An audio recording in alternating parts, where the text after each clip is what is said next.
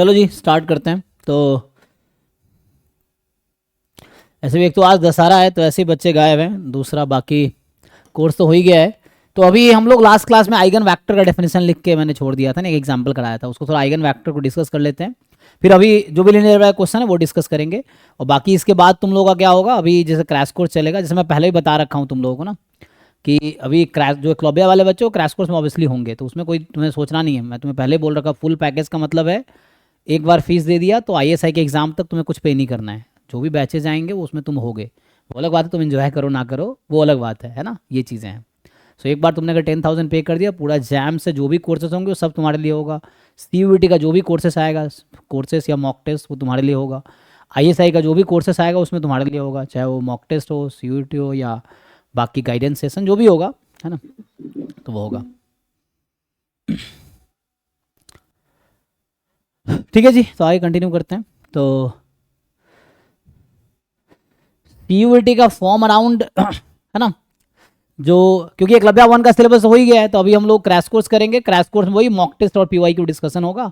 फिर बाद में मतलब क्या बोलता हूँ, फिर सीयूईटी का फॉर्म अभी आ जाएगा। तुम पूछ रहे हो सीयूईटी का फॉर्म कब आता है, तो सीयूईटी का फॉर्म जो है वो आता है अराउंड जनवरी फरवरी में, ठीक है ना। तो जनवरी फरवरी में फॉर्म आते हैं, मार्च में एग्ज़ाम होता है, फिर मार्च में रिजल्ट आ जाता है, या अप्रैल में रिजल्ट आ जाता है, मई जून में एडमिशन हो जाते हैं ना। तो एडमिशन प्रोसेस तो सेम ही चल रहा होता है, जैम का और सीयूईटी का एडमिशन प्रोसेस वैसे ही होता है, सेम ही होता है ना। हालांकि जैम का थोड़ा पहले अप्रैल में स्टार्ट हो जाता है और सीयूईटी का एडमिशन प्रोसेस जून जुलाई में होता है, ये है। तो जुलाई में कोर्सेज हर जगह जो बच्चे इस सेशन के 2025 में जो चाहे जैम देंगे, चाहे सीयूईटी देंगे, चाहे आईएसआई देंगे, इन सबका सेशन जुलाई एंड में स्टार्ट हो जाएगा, ये है। तो जुलाई एंड तक, जुलाई एंड में सबका स्टार्ट हो जाता है। ये समझ लो 1 अगस्त से तुम लोग एमएससी कर रहे होगे, जो बच्चे इस साल पास आउट हो रहे हैं जो किसी भी एग्जाम में, और सीयूईटी में जो बच्चा एग्जाम में बैठ जाता है उसका एडमिशन होना पक्का है। मतलब सीयूईटी में इतनी सीटें हैं कि तुम्हारे एग्जाम अगर दे दिए तो एडमिशन होना पक्का है। मतलब ऐसा नहीं होगा कि तुम्हें कहीं नहीं मिलेगा, ऐसा नहीं होगा। मतलब सीयूईटी के एग्जाम देने के बाद तुम्हें यह श्योर है एग्जाम में तुम बैठ कर कट ऑफ क्वालिफाई कर गए तो तुम्हें कहीं ना कहीं एडमिशन मिलेगा, इसकी गारंटी है।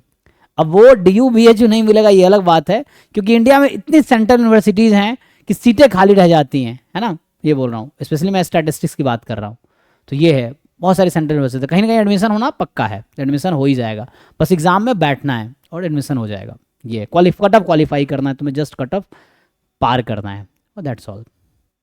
सर डीयू बीएचयू के बाद सबसे बेस्ट यूनिवर्सिटी कौन सी है तीसरे नंबर पे? जैसे डीयू बीएचयू है, प्लेसमेंट में इन्हीं दोनों में है, बाकी मैंने पांडिचेरी यूनिवर्सिटी थोड़ी कोर्स उनके सही है और उनका मतलब टीचिंग थोड़ा बेटर है मतलब बाकियों से।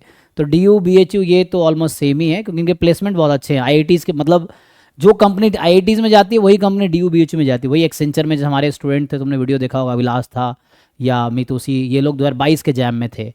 तो मैं कंपेरिजन बता देता हूँ, जैम में श्रुति सराफ का 3rd रैंक आया था, ठीक, और जैम में मितुसी और इन लोगों का जैम नहीं हुआ, लेकिन ये दोनों बीएचयू में गए थे, जैम एंड अभिलाष। और जैम और अभिलाष का अराउंड पैकेज जो है उतने ही है। श्रुति का भी 14 लाख का पैकेज था एयर इंडिया में, और ये जो अभिलाष एंड मितुसी है इसका भी 14 लाख का पैकेज है एक्सेंचर में। हाँ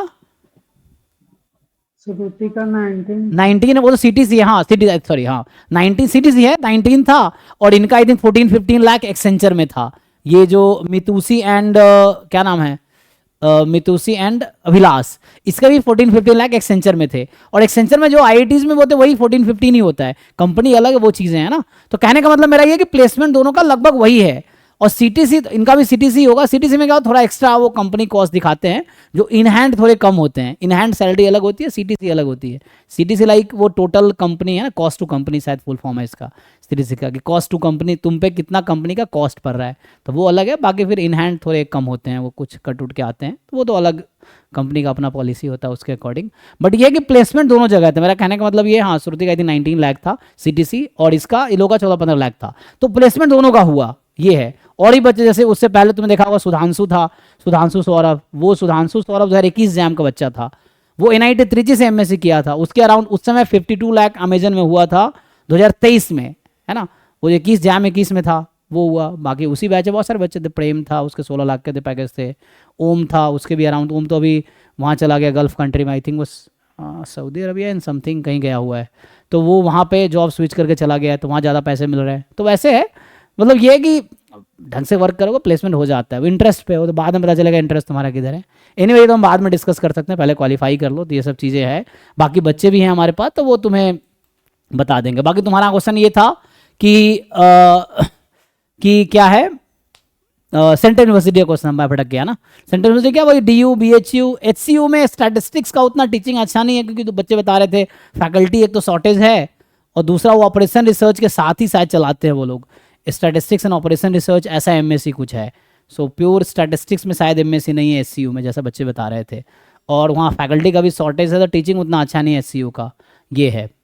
तो बच्चे अभी मैं देखा हूँ SCU छोड़ के लोग लखनऊ यूनिवर्सिटी ज्वाइन किया, ऐसे भी एक बच्चा बता रहा था सर मैं यहाँ पे है, तो वैसे भी है।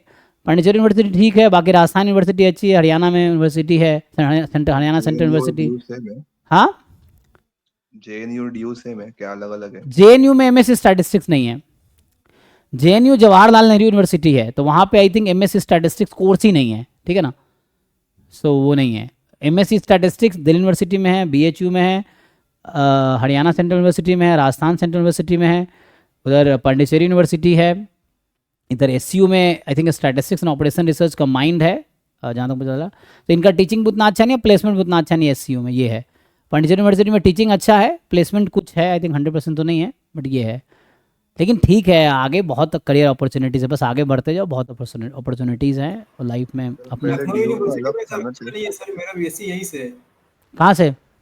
सर, लखनऊ यूनिवर्सिटी से। सर कुछ नहीं होता सर, यहाँ पढ़ाते भी नहीं और प्लेसमेंट तो बिल्कुल भी नहीं है। हाँ, तो लखनऊ यूनिवर्सिटी ये लोग बस तुम्हें एक है कि डिग्री मिल जाएगी। बाकी मैं बताऊँ तुम्हें, हर्षिता जो थी अभी जिसका इस बार गेट में 80 रैंक था, 80, हर्षिता वो MSc लखनऊ यूनिवर्सिटी से किया, जहाँ तक मुझे याद है, शायद लखनऊ यूनिवर्सिटी से या बिहार, वहाँ पे एक और यूनिवर्सिटी लखनऊ से थी, लखनऊ से थी। लखनऊ, तो लखनऊ यूनिवर्सिटी से उन्होंने MSc किया था, वो IIT बॉम्बे से PhD कर रही है स्टैट्स में, तो लखनऊ यूनिवर्सिटी से MSc करके IIT बॉम्बे से PhD स्टैट्स में एडमिशन मिलना, तो वो भी रास्ता है। लोग IIT वालों को नहीं मिल, मुझे IIT बॉम्बे नहीं मिला PhD एडमिशन, तो वैसे भी होते हैं, तो उसमें कोई नहीं, वो तो लाइफ में जब मेहनत करना शुरू कर दो तब अच्छे दिन शुरू हो जाएंगे, जब मेहनत करना खत्म कर दोगे बुरे दिन शुरू हो जाएंगे, किसी भी स्टेज पे हो। इट्स नॉट लाइक कि तुम अभी हो, क्योंकि लोग ऐसे कहते हैं ना कि अभी मेहनत कर लो मजे ही मजे, कहीं मजा नहीं है। जो मेहनत कर लोगे तो वहाँ तक पहुँच जाओगे, अगर वहाँ पे तुम मेहनत करना छोड़ दिए, मतलब सिंसियरिटी छोड़ दिए, तो वहाँ से डाउनफॉल शुरू हो जाएगा। तो कोई कहीं भी है, तुम जितना कंसिस्टेंटली हार्डवर्क करते रहोगे उतना ऊपर जाते रहोगे, जब छोड़ दोगे तब डाउनफॉल शुरू हो जाएगा, चाहे तुम किसी स्टेट में हो, किसी स्टेज में हो लाइफ के, ये चीज़ें हैं।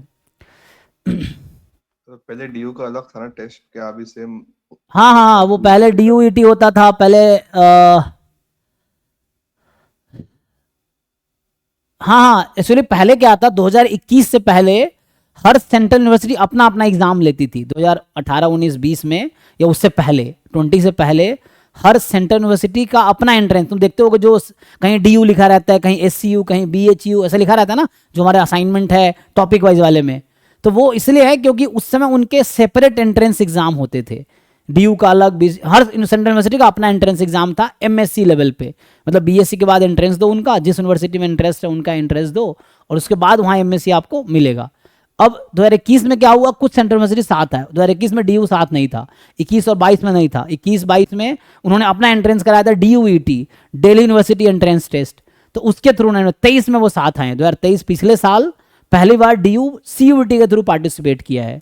तो अब आई थिंक इंडिया के जितने सेंट्रल यूनिवर्सिटी है सब इसमें हैं। CUET, आई थिंक CUET का फुल फॉर्म क्या है, कॉमन यूनिवर्सिटी एंट्रेंस टेस्ट, यही है ना, तो ये है। तो CUET PG दो दे के आप MSc में एडमिशन ले पाओगे सेंट्रल यूनिवर्सिटी में। CUET UG भी होता है, तो उसके 12th के बाद CUET UG, जैसे मैं जब दिल्ली यूनिवर्सिटी में एडमिशन लिया था तो 12th के मार्क्स पे एडमिशन हुआ था मेरा, या मेरे साथ जो भी लोग थे, कि सिर्फ 12th के मार्क्स पे एडमिशन हुआ उस समय, कि 12th में जितने मार्क्स हैं, तो इसलिए से मैं बिहार बोर्ड का बच्चा हूँ, तो बहुत अच्छा मार्क्स लाना ऐसे ही मुश्किल नहीं, फिर भी मुझे मिल गया कोई कॉलेज, ये बड़ी बात है DU का, ये है। बाकी उस समय मार्क्स पे होता था, अब वो मार्क्स का सिस्टम हटा रखा है।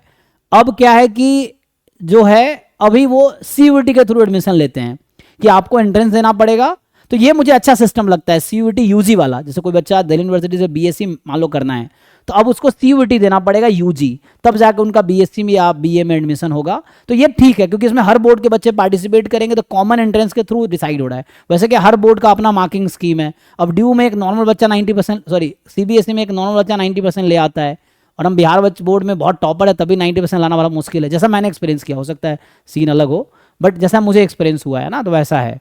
तो अब ये चीज़ें ठीक है, कॉमन एंट्रेंस एंट्रेंस ये है, बाकी ठीक है ना।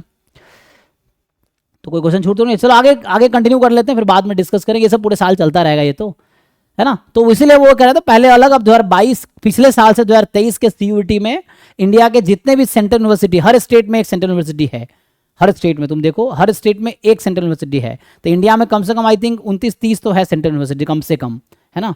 जैसे बिहार में हमारा central university of south Bihar है, गया में है वो, और जैसे यूपी में आई थिंक BHU है, दिल्ली में दिल्ली यूनिवर्सिटी है, JNU भी दिल्ली में है सेंट्रल यूनिवर्सिटी, और भी एक दो है शायद DU में, दिल्ली में ऐसे, और बाकी हर राज्य में है। जैसे राजस्थान यूनिवर्सिटी सेंट्रल यूनिवर्सिटी है, हरियाणा सेंट्रल यूनिवर्सिटी, तो हर स्टेट में एक सेंट्रल यूनिवर्सिटी है ही, ये है। तो इतने तो हो ही गए तुम्हारे पास ऑप्शंस, मतलब जिनको देखो अभी मान लो क्या है ना, लाइफ में ज़रूरी थोड़ी अभी तुम्हें नहीं मिला तो बाद में भी नहीं मिलेगा। यकीन मानो तुमने अभी नोटिस किया होगा, अभी तुम देख सकते हो जो तुम्हारे स्कूल में 9th-10th में जो टॉपर बच्चा था, हो सकता है तुम अभी उससे बेटर कर रहे हो। आज जो तुमसे बेहतर है 5 साल बाद हो सकता है तुम उनसे ही बेटर कर रहे होगे। लेकिन इसके लिए ज़रूरी है कि तुम कंसिस्टेंटली आगे बढ़ते रहो, ये है ना, लगातार कोशिश करते रहो। एक टाइम बाद तुम बहुत life is not about comparison. मैं तो नहीं कहूँगा कंपैरिजन करो, this is very bad thing. Comparison जो है डिप्रेशन की वजह है, कंपैरिजन ही है। तो ये करना बहुत बुरी बात है क्योंकि सबका अपना जर्नी है, सबकी अपनी लाइफ स्टाइल है।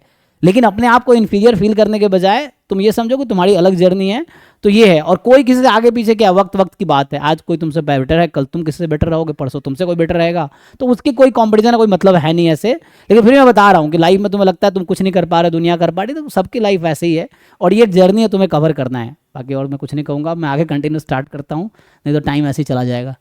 ठीक है तो